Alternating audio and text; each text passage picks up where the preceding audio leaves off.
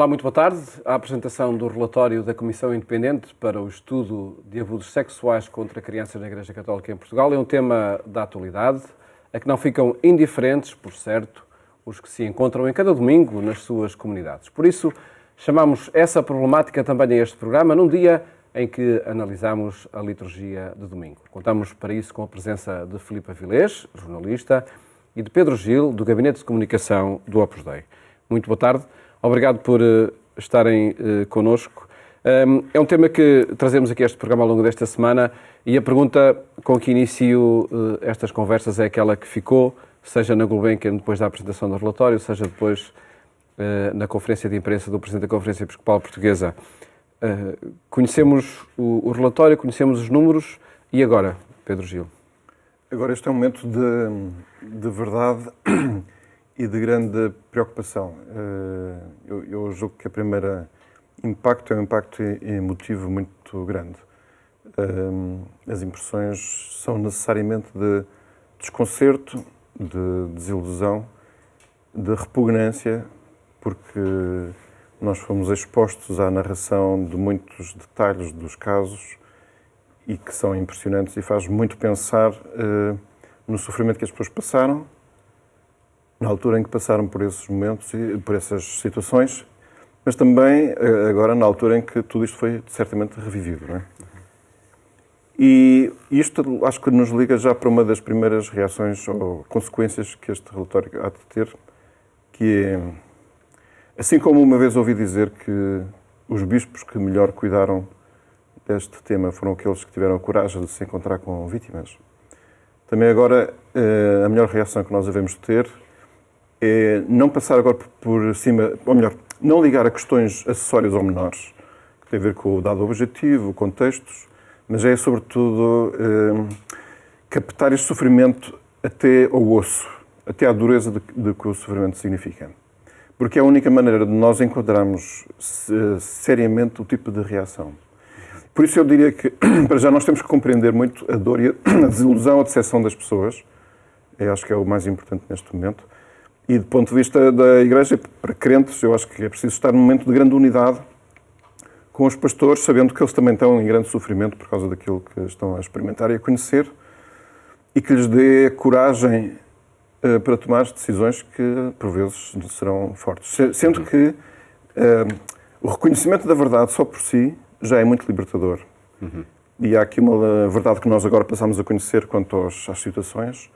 Há também uma verdade que queremos também conhecer, que é o que é que falhou aqui para que estas coisas tivessem acontecido. Aliás, Dom José Ornelas pediu desculpa também por isso, por essa incapacidade de escrutínio diante dos casos que ocorreram.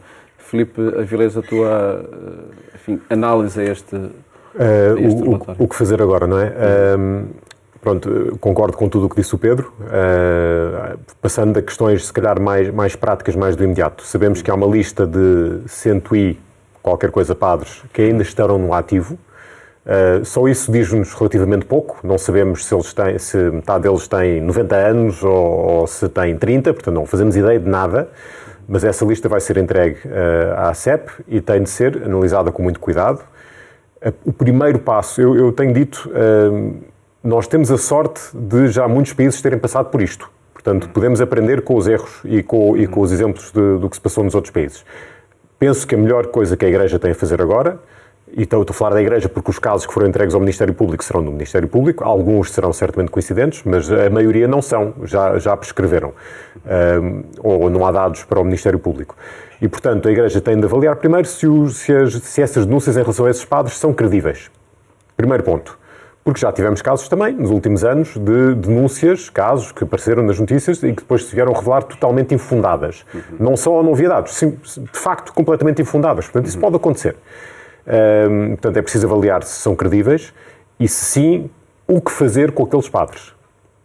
Se a melhor opção será sempre abrir um processo canónico, averiguar, se a melhor opção é a expulsão do sacerdócio, ou é outra solução, porque a expulsão do sacerdócio pode ser uma tentação, porque permite à Igreja sacudir a água do capote, pronto, já não é padre, já não é nada connosco, mas essa pessoa, se o crime já prescreveu civilmente e fica livre de qualquer supervisão da Igreja, torna-se um agente livre, portanto fica aí à solta, a sociedade não fica mais protegida com isso. Portanto, pode não ser sempre a melhor opção. Portanto, isso em relação aos padres. Mas isso, enfim, a suspensão do sacerdócio pode acontecer no final do processo.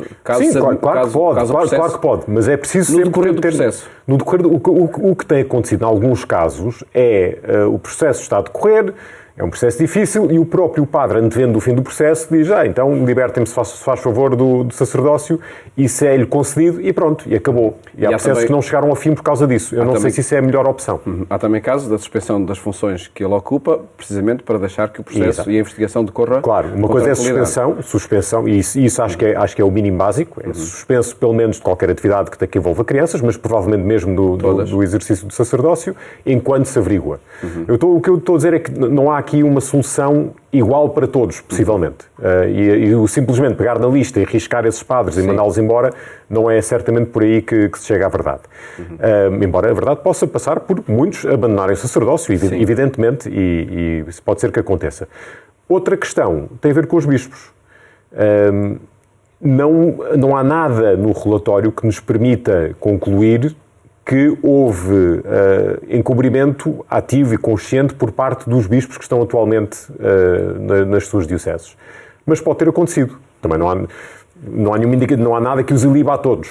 Sim. Portanto, é preciso que alguém olhe para isso, e essa é uma questão mais complicada, porque quem é que policia os bispos, não é? Já há regras da Santa Sé para isso. O Dicastério da Doutrina da Fé. Pronto, e mesmo dentro de cada país pode ser um metropolita, em relação ao... Vamos ver como é que a Igreja lida com isso, porque nós nunca tivemos um caso desses até agora em Portugal. Será que os bispos vão ter a maturidade para se avaliarem eles próprios e se submeterem a essa avaliação, eventualmente nomeando uma outra comissão para avaliar como é que os bispos se comportaram com isto? Na melhor das hipóteses, veremos que os casos de encobrimento são históricos e que não envolvem os bispos atualmente, e isso seria ótimo. Mas não sei se será assim, não sei. E esse é sempre um problema que se coloca diante destes casos, que é avaliar o comportamento dos responsáveis na década de 80, 70, enfim, quando de facto as normas para os enfrentar eram outras, não é? É verdade, sim. Temos normas que são agora de mais recentes e será, portanto, a partir daí que nós teremos de avaliar também essa ocultação ou não por parte dos bispos? Dos bispos atuais, certamente. Independentemente das normas, há sempre uma norma do bom senso e da caridade cristã e, portanto, quando nós vemos casos que se passaram mesmo há 50 anos, em que o padre foi passado de uma paróquia para outra ou enviado para o estrangeiro, isso não é por ter violado tecnicamente a norma ou não, quer dizer, é uma atrocidade sempre e essas pessoas devem, se ainda estão vivas, ser responsabilizadas. Agora, também não podemos avaliar a minúcia dos casos que foram tratados, se calhar há 15 ou 20 anos, se calhar com o melhor das boas vontades, mas não cumprindo as regras como elas estão agora, à luz das regras de agora. Claro, portanto, isso tem que haver bom senso. E este dossiê, Pedro Gil, pode ser aquele que vai exigir um trabalho mais cuidado, seja para uma outra comissão, seja para algum serviço interno da Igreja que o possa desenvolver? Sim, eu creio que, portanto, há muitos dados do relatório que são indícios, que são pistas, não é uma informação completa. Portanto, eu acredito que cada diocese e cada instituição agora tem que olhar com muita preocupação para esses indícios e ir até onde puder ir, no sentido de fazer a clarificação da verdade. Como digo, com um espírito de grande coragem e sem ter medo de que, para recuperar a confiança das pessoas, neste momento as palavras já não vão bastar, não é? É sempre valioso pedir desculpa e pedir perdão, mas quando isso não vai acompanhado de nenhum facto, pode ser contraproducente e pode soar a cinismo. Portanto, é preciso agora ter um grande cuidado de ser realista e corajoso. Nos dias em que estamos a viver, há certamente um grande sentimento de urgência em que isto seja feito. Nós estamos habituados a que os tempos da Igreja são um bocadinho mais lentos, portanto há aqui um certo desfazamento. Temos em concreto agora um período de espera até o dia 3 de março em que os bispos, depois de reunirem, se calhar anunciam umas primeiras medidas. Estamos um bocadinho ansiosos por isso. Até lá vai haver uma grande expectativa. E eu, de qualquer forma, penso que há aqui um nível mais profundo que tem a ver com o facto de nós, enfim, para os cristãos como comunidade, não é? Que é viver este momento ao mesmo tempo com esse sabor a decepção, mas é preciso recuperar também a esperança.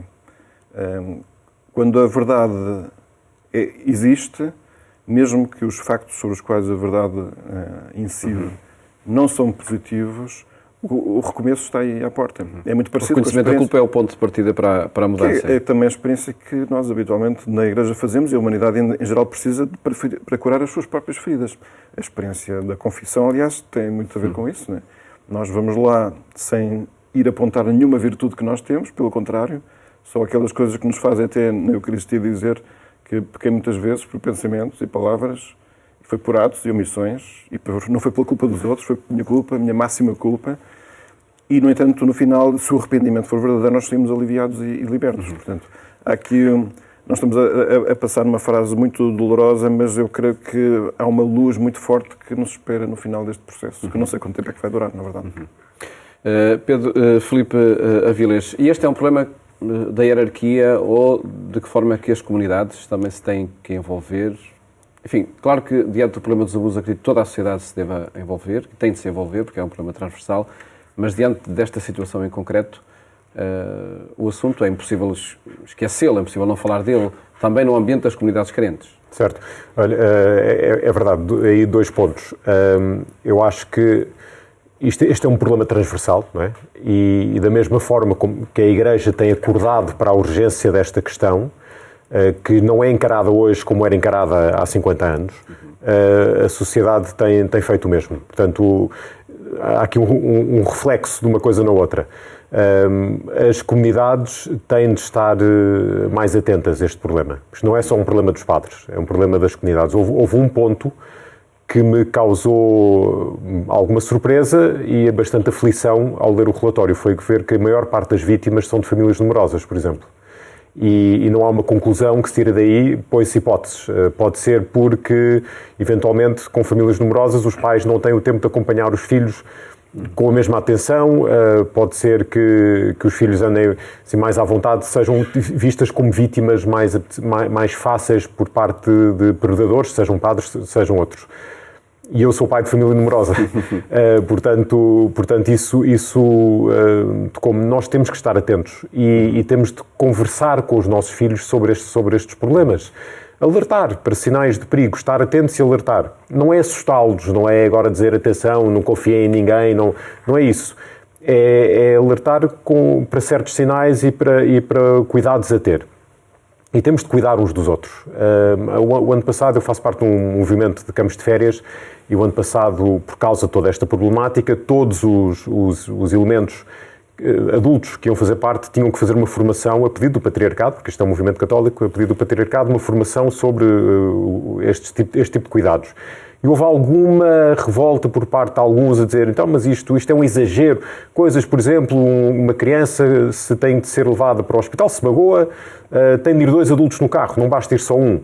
Por amor de Deus, que exagero, que estamos a criar desconfiança. E uma das coisas que eu disse é que primeiro mais vale, neste momento, ir pelo exagero do que pela falta de cuidado. Mas os abusadores nunca são aqueles que nós desconfiamos, que eles não têm um sinal na testa a dizer que vão abusar. Sim. São sempre pessoas que conquistam a nossa confiança e aproveitam-se disso. E, portanto, se nós tivermos alguns cuidados básicos deste género, não deixar um adulto sozinho com uma criança desnecessariamente, quando não é família, se tivermos esses cuidados, garantimos que isso não vai acontecer. Pronto, e mais vale assim. Portanto, acho que isso é importante. Um último ponto, eu recebi ainda hoje uma mensagem a convocar. É uma iniciativa de leigos, quer dizer, para a Igreja toda, é um desafio para convocar as pessoas para na quarta-feira de cinzas, que é já na próxima quarta-feira, se juntarem às 10 da noite junto à frente, não é dentro, é à frente da igreja principal da sua aldeia ou da sua vila, para rezar em silêncio, sem discursos, não é uma manifestação, rezar como pedido de perdão por tudo isto que está a acontecer. Isso é uma iniciativa importante. É as pessoas perceberem que a oração também é importante, que nós estamos com os nossos hierarcas, com os nossos pastores, todos a querer resolver este problema e estamos aqui para apoiá-los nisso. Eu gostava de acrescentar aqui um ponto relacionado com isto, que é, segundo a descrição do fenómeno dos abusos, habitualmente um abusador não abusa uma só vez, Não estamos a falar, portanto, de uma claudicação moral súbita, estamos a falar de uma atitude permanente, uma fragilidade continuada, que muitas vezes depois é, ainda por cima, perversamente rodeada de um discurso legitimador, até de caráter religioso, o que é assustador. O que significa que essas pessoas, e pensando no caso dos sacerdotes, não é? Significa um estado de decomposição interior muito avançado. E nós aí, do ponto de vista preventivo, e não apenas do lado formativo das pessoas, que eu acho que também é necessário, mas do ponto de vista do percurso interior, temos que olhar que aconteceu na vida daquela pessoa para chegar a esse estado de decomposição. E é nesse ponto que eu acho que nós aqui vamos ter que, acho eu, tomar consciência de que a condição de sacerdote exige uma renovação interior, que é sempre uma vigilância, que é sempre um esforço, portanto aqui não há pessoas escolhidas e pessoas que são condenadas, todos nós somos frágeis, somos luzes e somos trevas ao mesmo tempo, mas tem que haver, sobretudo, uma aposta grande pelo robustecimento espiritual e religioso dos padres. Nós acho que precisamos de padres que rezem mais, que sejam mais espirituais, mais de Deus, porque certamente daí virá pelo menos uma muito maior prevenção, no mínimo. De facto, atitudes que estão ao nosso alcance e que, para além de estruturas, de comissões, essa nova cultura diante dos abusos, interessa sem dúvida nenhuma implementar. E para os crentes há um livro que é sempre inspirador, que é a Bíblia, não é? Nós aqui neste programa, que é da sexta-feira, retomamos alguns textos que são lidos nas missas de domingo e proponho que possamos ouvir o texto do Evangelho para depois pedir o vosso comentário também. Naquele tempo disse Jesus aos seus discípulos: ouvistes que foi dito aos antigos, olho por olho e dente por dente. Eu, porém, digo-vos, não resistais ao homem mau, mas se alguém te bater na face direita, oferece-lhe também a esquerda. Se alguém quiser levar-te ao tribunal para ficar com a tua túnica, deixa-lhe também o manto. Se alguém te obrigar a acompanhá-lo durante 1 milha, acompanha-o durante 2. Dá a quem te pedir e não voltes as costas a quem te pede emprestado. Ouvistes que foi dito: amarás o teu próximo e odiarás o teu inimigo. Eu, porém, digo-vos: amai os vossos inimigos e orai por aqueles que vos perseguem, para serdes filhos do vosso Pai que está nos céus, pois Ele faz nascer o sol sobre bons e maus e chover sobre justos e injustos. Se amardes aqueles que vos amam, que recompensa tereis? Não fazem a mesma coisa os publicanos? E se saudardes apenas os vossos irmãos, que fazeis de extraordinário? Não o fazem também os pagãos? Portanto, sede perfeitos, como o vosso Pai Celeste é perfeito. Filipe Avilés, que novo paradigma nos aponta este texto, seja de relacionamento, seja de como termina de perfeição, não é? Este texto é providencial que este seja o texto que as pessoas vão ouvir no primeiro domingo depois deste relatório ter sido apresentado. Em vários países, nomeadamente nos países que têm uma cultura de indemnizações de milhões, como os Estados Unidos e outros, houve dioceses inteiras que foram à falência por causa desta questão, pagar indemnizações às vítimas. E é fácil a Igreja, perante este tsunami de acusações e de possivelmente processos legais que vão surgir por causa disto, adotar uma atitude defensiva. Como se isto agora estivéssemos rodeados de inimigos que se querem aproveitar disto para atacar a Igreja. Haverá alguns que querem só atacar a Igreja, mas este Evangelho diz-nos o que devemos fazer com os nossos inimigos e diz-nos a atitude que devemos ter quando nos pedem, quando nos levam ao tribunal, por exemplo. Diz-nos o que devemos fazer quando nos pedem algo que é nosso.